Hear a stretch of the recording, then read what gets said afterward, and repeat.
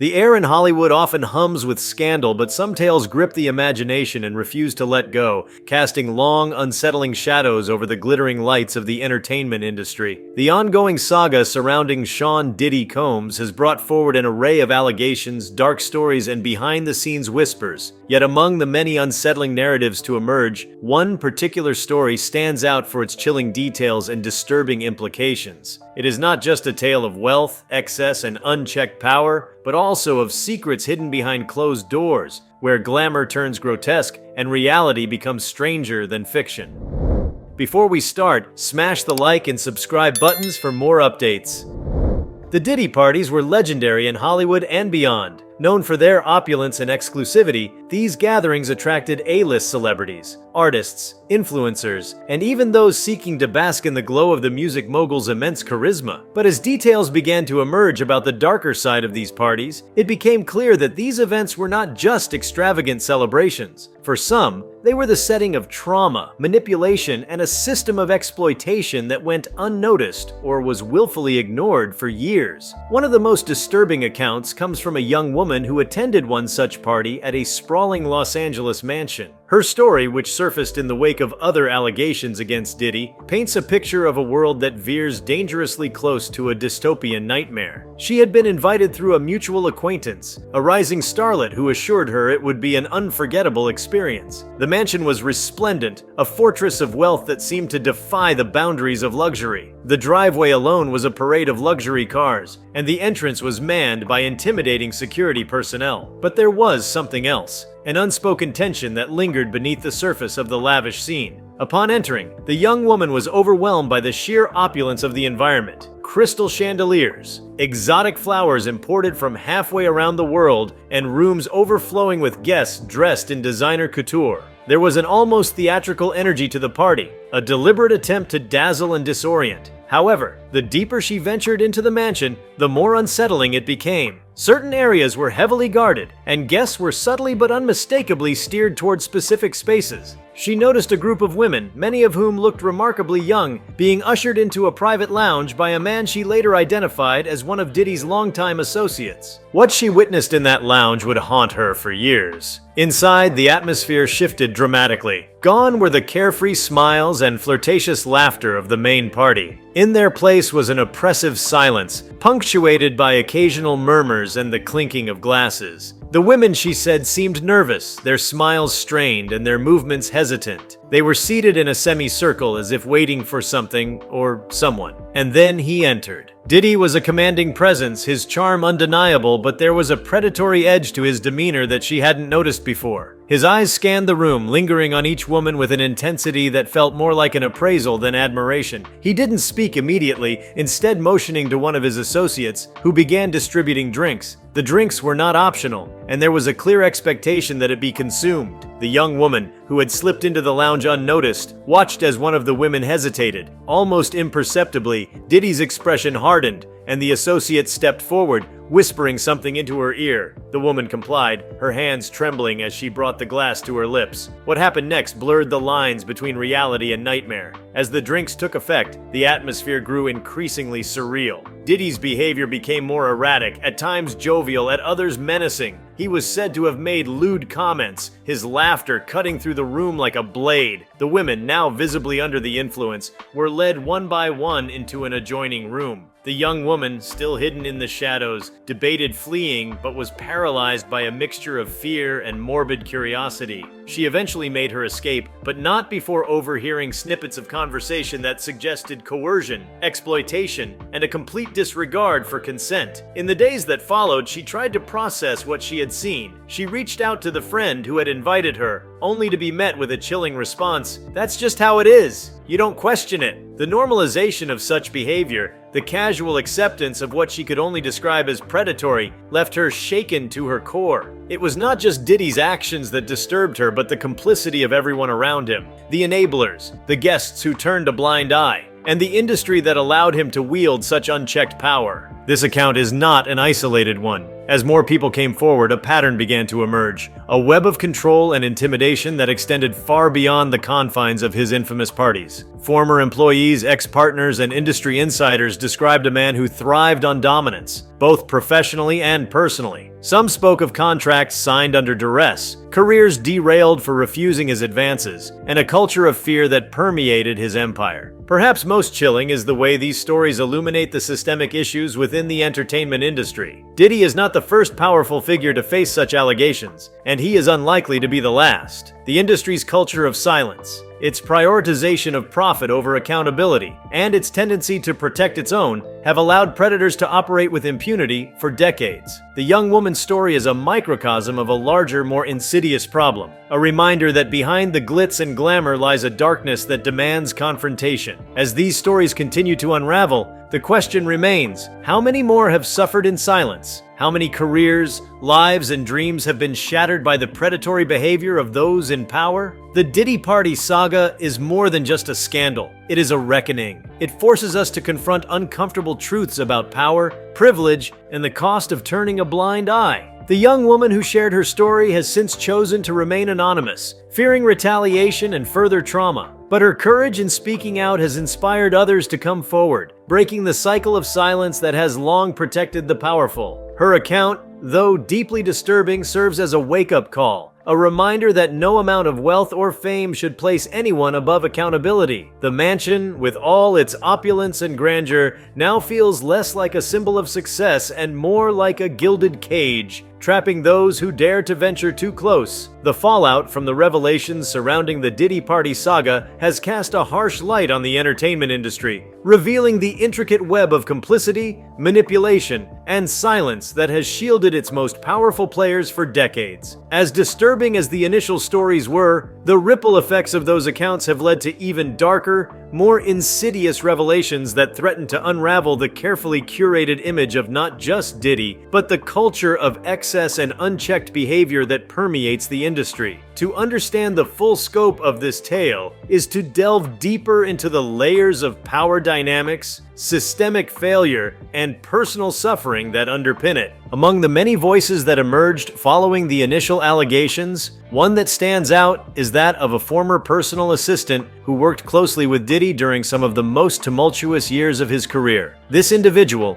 who has chosen to remain anonymous for fear of retribution, offered a first-hand account of the toxic environment cultivated within Diddy's inner circle. While the public saw a charismatic mogul with a golden touch, the reality behind the scenes was far grimmer. The assistant described a culture dominated by control and fear, where even minor infractions could result in verbal abuse, humiliation, or worse. Employees were routinely subjected to grueling schedules, often working around the clock to meet Diddy's demands. These demands, however, were not limited to professional obligations. The assistant alleged that Diddy frequently required staff to procure women for his infamous parties, often with explicit instructions about their appearance, demeanor, and willingness to participate. One particularly harrowing account involved the assistant being ordered to track down a young woman who had left one of Diddy's parties early. According to the assistant, the woman had become visibly uncomfortable during the evening and had slipped out quietly, hoping to avoid drawing attention. When Diddy noticed her absence, he became enraged and demanded that she be brought back immediately. The assistant was forced to contact mutual acquaintances, eventually finding the woman at her hotel. She was terrified, pleading not to be taken back. Despite this, the assistant was pressured to convince her to return, using both persuasion and veiled threats about the potential consequences for her career. This chilling anecdote underscores the level of control Diddy wielded, not just over his employees but over anyone who entered his orbit. The assistant's story also shed light on a broader pattern of exploitation. Many of the women who attended these parties were young, aspiring models, actresses, or artists hoping to make connections in the industry. They were drawn in by promises of opportunity, only to find themselves trapped in situations where their autonomy and safety were stripped away. The assistant described witnessing women being pressured into compromising situations, often under the influence of drugs or alcohol provided at these gatherings. Refusing to comply often came at a steep cost. with some women finding themselves blacklisted or their reputations tarnished through whisper campaigns orchestrated by those in Diddy's circle. As these stories began to emerge, questions about the complicity of others in the industry became impossible to ignore. Diddy did not operate in a vacuum. His parties were attended by some of the biggest names in entertainment, many of whom must have been aware of the darker side of these events. Yet the silence from those individuals has been deafening. The industry's unspoken code of loyalty, driven by the fear of career repercussions, has created an environment where speaking out against powerful figures is seen as an act of professional suicide. Even more troubling are the allegations suggesting that Diddy's behavior extended beyond the confines of his private parties. Multiple accounts have surfaced detailing instances of coercion and manipulation in professional settings, where artists, producers, and collaborators were subjected to similar patterns of control. One former artist signed to his label recounted being pressured into signing an exploitative contract after refusing Diddy's advances. The artist described feeling trapped, with no legal recourse or support system to challenge one of the most influential figures in the industry. These accounts paint a damning picture of an ecosystem that not only enabled but actively protected predatory behavior. Legal teams, publicists, and industry insiders all played a role in maintaining the facade of respectability that allowed Diddy to continue operating unchecked. NDAs were reportedly a common tool used to silence victims and witnesses, ensuring that the truth remained buried beneath layers of legal red tape. One woman, who eventually broke her silence despite signing an NDA, described the intense pressure she faced from Diddy's legal team, who threatened her with financial ruin if she went public with her story. The psychological toll on those who have come forward cannot be overstated. Many of the individuals who shared their experiences spoke of years of trauma, shame, and isolation resulting from their encounters with Diddy and his inner circle. One survivor recounted struggling with substance abuse and mental health issues in the aftermath of her experience, describing how the weight of her secret consumed her life. The fear of not being believed, combined with the power imbalance between herself and Diddy, kept her silent for years. It was only after seeing others come forward that she found the courage to share her story. The broader implications of this saga extend far beyond the individuals directly involved. It has sparked a much-needed conversation about the systemic issues within the entertainment industry, from the lack of accountability for powerful figures to the culture of silence that protects them. Advocacy groups and activists have called for sweeping changes, including stronger protections for victims, greater transparency in handling allegations, and an end to the use of NDAs to silence survivors. One of the most striking aspects of this story is the contrast between Diddy's public persona and the disturbing allegations against him. For decades, he cultivated an image of success, philanthropy, and inspiration, presenting himself as a self-made mogul who rose from humble beginnings to become a global icon. This carefully crafted narrative not only endeared him to fans, but also insulated him from scrutiny, creating a sense of invincibility that allowed his behavior to continue unchecked. The dissonance between this public image and the private reality has left many feeling betrayed, forcing a reckoning with the uncomfortable truth that charisma and success can often mask deeply troubling behavior. The entertainment industry now faces a critical juncture. The Diddy saga is not an isolated incident. It is part of a larger pattern of abuse and exploitation that has persisted for decades. From Harvey Weinstein to R. Kelly, the stories are disturbingly similar. Powerful men using their influence to prey on the vulnerable, while the industry turns a blind eye. The question is no longer whether such behavior exists, but what can be done to prevent it in the future. One potential solution lies in empowering survivors to speak out without fear of retaliation. This requires not only providing legal and financial support, but also creating a cultural shift that prioritizes accountability over loyalty. The entertainment industry must also take a hard look at its own practices, from the way contracts are negotiated to the role of agents, managers, and publicists in enabling abusive behavior. By addressing these systemic issues, the industry can begin to dismantle the structures that have allowed predators to thrive. Sensationalizing scandals for clicks and headlines often undermines the experiences of survivors, reducing their stories to mere gossip rather than treating them with the gravity they deserve. Responsible reporting that prioritizes the voices of survivors and holds those in power accountable is essential in shifting the narrative away from voyeurism and toward meaningful change. As the Diddy saga continues to unfold, it serves as both a cautionary tale and a call to action. The stories that have emerged are a stark reminder of the dangers of unchecked power and the devastating impact it can have on individuals and communities. They also highlight the resilience of those who have come forward, often at great personal risk, to expose the truth. Their courage has sparked a broader conversation about the need for accountability, transparency, and systemic change. As more voices join the chorus demanding change, there is hope that the entertainment industry can finally confront its darkest truths and begin the process of healing. The Diddy Party saga is a painful chapter in this journey, but it is also an opportunity, a chance to rewrite the narrative and ensure that the next generation of artists, creators, and dreamers can pursue their passions in an environment free from fear and exploitation. Only time will tell whether the lessons of this saga will be heeded, but one thing is certain: the voices of those who have suffered will no longer be silenced. The layers of the Diddy Party saga deepen with every revelation, forming a labyrinth of personal trauma, systemic failure, and cultural complicity that has far-reaching consequences. Each new detail emerging from the scandal pulls back another veil, exposing an intricate network of manipulation and abuse that extends far beyond one individual. What makes this story so profoundly disturbing is not just the acts themselves, but the machinery that enabled and perpetuated them. An entire ecosystem working to protect those in power while silencing the vulnerable. At the heart of this labyrinth is the idea of power, its allure, its corruption, and the lengths people will go to maintain it. Sean "Diddy" Combs, like many in positions of immense influence, did not rise to prominence in a vacuum. His career was built on ambition, intelligence, and charisma, but also on a foundation of systemic inequities that allowed certain behaviors to flourish. The entertainment industry's obsession with power and image created fertile ground for exploitation, where the rules of accountability bent under the weight of celebrity.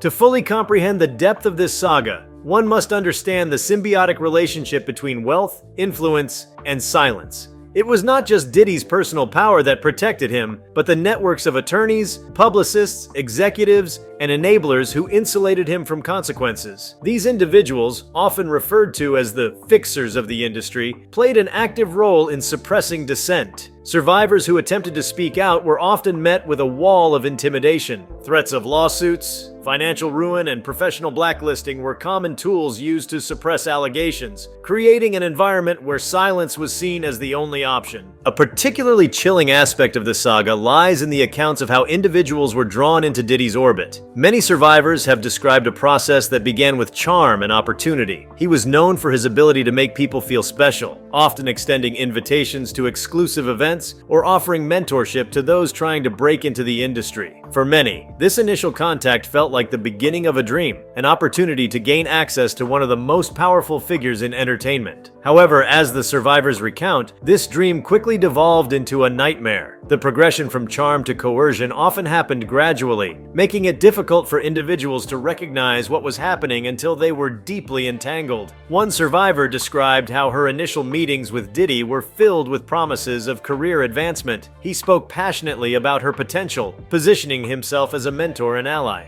Over time, however, his demeanor shifted. He began making inappropriate comments, testing boundaries under the guise of mentorship. When she resisted, the tone changed from flattering to threatening. She was reminded of his influence and power, of how easily he could make or break her career. The once inspiring figure who had seemed like a beacon of opportunity now loomed as an inescapable shadow. For many survivors, the psychological manipulation was as damaging as the physical or professional abuse. Diddy's ability to exploit vulnerabilities, whether through emotional manipulation, isolation, or outright threats, left many feeling trapped. The pattern of behavior described by survivors is eerily consistent, suggesting a calculated strategy rather than isolated incidents. This calculated approach underscores the systemic nature of the abuse, a system in which the abuser operates with the confidence that their actions will not only go unpunished, but be actively concealed by those around them. The cultural implications of this saga extend far beyond Diddy himself. His parties, which once symbolized the pinnacle of entertainment culture,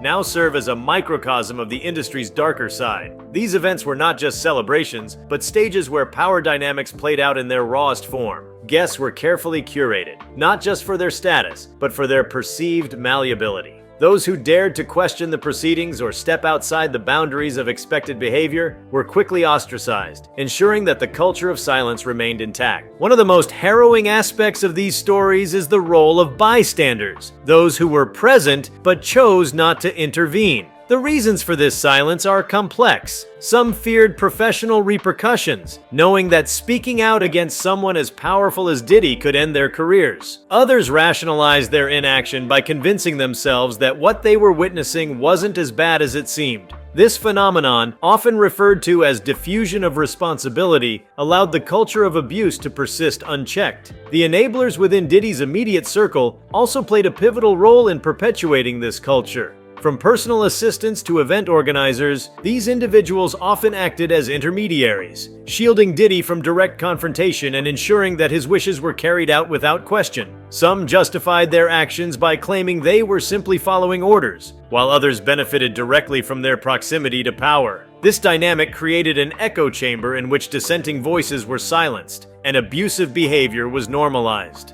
As the details of the saga continue to emerge, the question of accountability looms large. Holding powerful individuals like Diddy accountable is no simple task. The legal and financial resources at their disposal make it incredibly difficult for survivors to pursue justice through traditional means. Even when allegations are made public, the court of public opinion often proves fickle, with narratives shifting based on media coverage and public sentiment. This inconsistency highlights the need for systemic changes that prioritize the voices of survivors over the reputations of the accused. One potential avenue for change lies in the dismantling of the culture of hero worship that surrounds figures like Diddy.